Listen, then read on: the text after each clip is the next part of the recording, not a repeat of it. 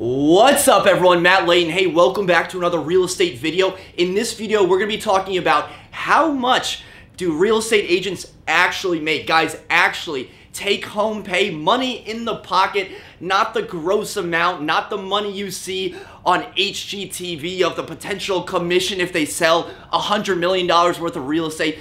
We're talking about real people. So what I wanna do is break down the costs, splits, commission, the things that you haven't really calculated in, or the things that are commonly forgot, so you have a realistic idea of how much agents actually make. Because you know what, I've seen the other videos out there, I've read the surveys, and they talk about the average salary, and guys, you are not average. And those surveys can be kind of deceptive because they include the weekend warriors, those agents that do one deal a year, two deals a year, that really drag down the average. And you know, in those other YouTube videos, they don't really go through an actual breakdown. So that's my goal today. We're gonna be looking at an actual real live example. So let's get into that right now. And real quick, if you haven't already subscribed, or if this is your first time here, be sure to hit that subscribe button for weekly real estate videos. Let's begin right now. We're gonna do a actual live example of a sales price in my area for a $400,000 property. We're gonna be looking at the buyer's side commission. You know, the selling side,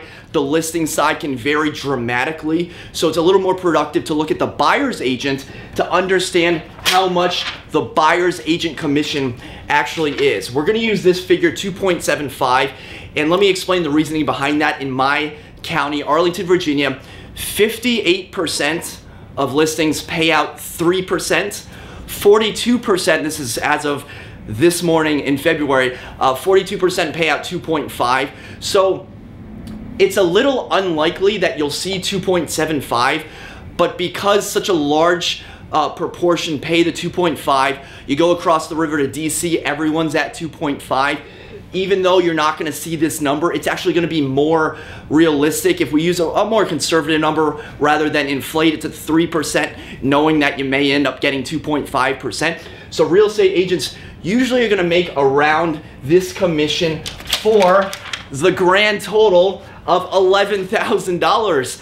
That's what you are not gonna be taking home. That's what you see on the closing disclosure. But guys, obviously the reason that we're here is to break down what you get to keep in your pocket. So let's move on. The first item that's going to be taken out of this amount right here is going to be the franchising fee. So if you're with a large brokerage, think Century 21, Remax, Keller Williams, the large brokerages, they will all charge a fee, a franchising fee, you know, to use the brand, to use their services, their marketing. And you know, these percentages, they're gonna vary, right? They're not always gonna be the exact amount I have in parentheses, but kind of use it as a guide. So we're gonna use 6%. So immediately before anything happens, you're getting 6% taken out. So you get to keep 94% of this, which, you know, I've already done the math beforehand, which is now at $10,340. So that's the first amount that's taken out of your pocket. All right, so now we'll move on to the second amount, which is your brokerage split. So guys, you have the franchise, and then within your brokerage, you are able to negotiate a split with your head broker. This could be, you know, if you're a new agent, it could be around 50%. I'm gonna wait for the siren to pass real quick, hold on. Okay, so if you're a new agent, that could be around 50%. If you're a more seasoned agent, it could be a much higher percent that you are able to keep. This is negotiable. You're able to negotiate this amount with your brokerage. And you know, if I say that and you're an agent, you say, oh, well, why don't I just negotiate 100% commission split? Why don't I keep all of the amount? Well guys, that option is out there, but if you think about it, if you're not paying your broker anything, how can you expect any value in return? Some people have the 100% commission splits. For the most part, you're gonna be paying some sort of split. For averages, you know, I'm gonna use a 30% commission split. That's more realistic. Again, these numbers will vary, so use your own numbers, but for the most part, you're gonna see around a 30% brokerage split, which brings us down to 72-38. All right, we still got a few more to go, so you're not pocketing that just yet. Next up, we have the team split. Guys, it's 2018, teams are taking over, which is a great thing because it's more efficient, more effective, more value to you as the buyer And then if you're a real estate agent, you know, what happens is there are systems in place that your team lead has to make you succeed. So with that being said, at settlement, you are paying out of your commissions some sort of percentage to help with overhead for your team, right? For all those systems to be in place to help you succeed. So we're gonna use 15% as the commission split for the team. It could be 5%, it could be 30%. If you're looking at this and you might be saying, oh my gosh, that's way too high, my team is this, or you may be calling me and wondering how you can get a 15% split. Guys, this is what we're gonna use, okay? 15%. So now we're down to 61, 52, and 30 cents. I think we still got a few more. Next up is the desk fee. This is actually the last one. So in addition to everything else that we've talked about with the franchising fee and the broker fee, your broker will also charge an admin fee to keep up with admin expenses. That's around $450. It could be $300, it could be $600. We're gonna use $450. A lot of times agents will pass this on to their client, make their client pay for it at closing. In my mind, my client just bought a house for $400,000 and I'm gonna hit him with a $450 fee? No, I don't think so. I end up paying for that. I'm happy to do so because my client's buying a house. They don't need one extra fee. And you know, a lot of agents end up paying for this as well, just kind of as a value add.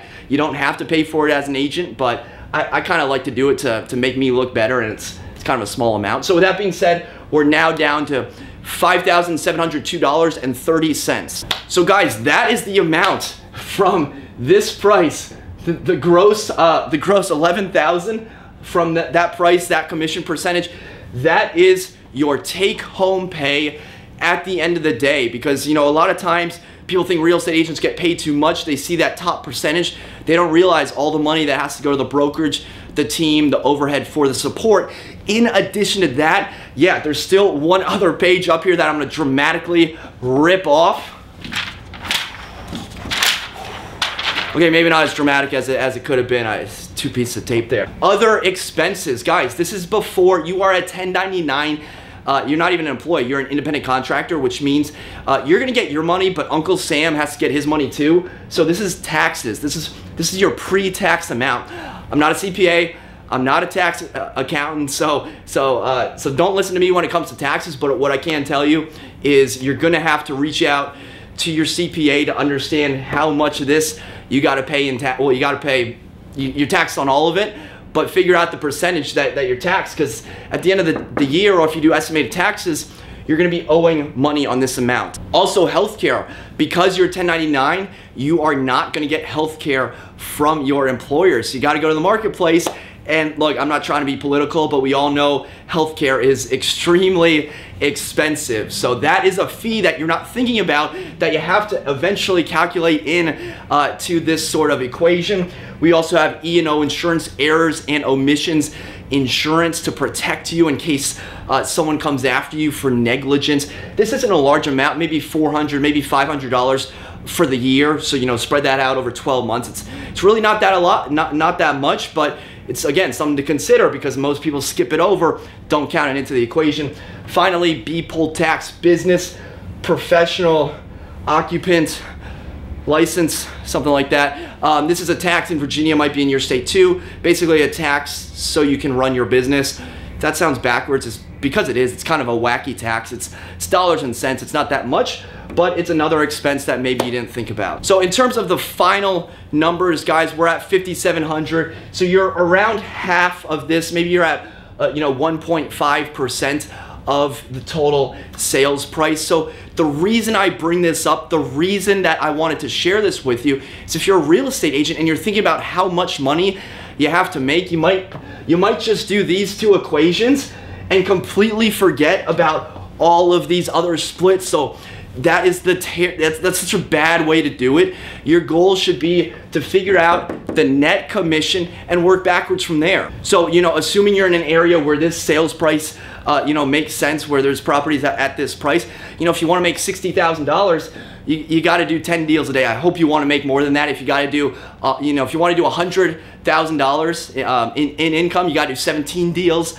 right? So don't just think about, okay, I'm going to make $100,000 and don't just go, you know, make a sandwich, right? Don't just go take the afternoon off. You really got to think about the end number, map it out like this, and then work backwards. Because as a real estate agent, you are in two businesses. The first is lead generation, keeping your pipeline full. Because guys, you know, the more people you talk to, the more connections you make, the more successful you're gonna be. And your second job is a real estate agent, but the first is lead generation. And you know, when you look at the surveys of how much agents actually make, just don't believe it. Just, it's out there, but those surveys, those are for losers. You don't wanna make $45,000. You are not average. You're gonna destroy those numbers, okay? There are agents in this office that in their first year did 100,000, did 200,000. There are agents in this office, you know, they've been working for a couple years, they're making 500,000, they're making 800,000, guys. There's also agents in this office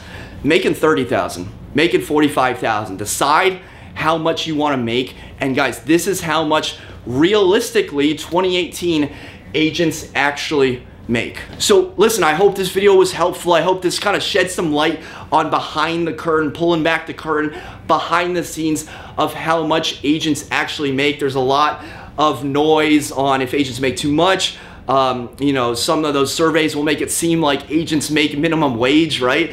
You know, the real answer is, you know, somewhere in between. So I hope you found this valuable. I hope it was insightful. If it was, be sure to hit that thumbs up button and be sure to subscribe for weekly real estate videos to help you out. Okay, thanks again for watching. Until next time, create a productive day. Take care.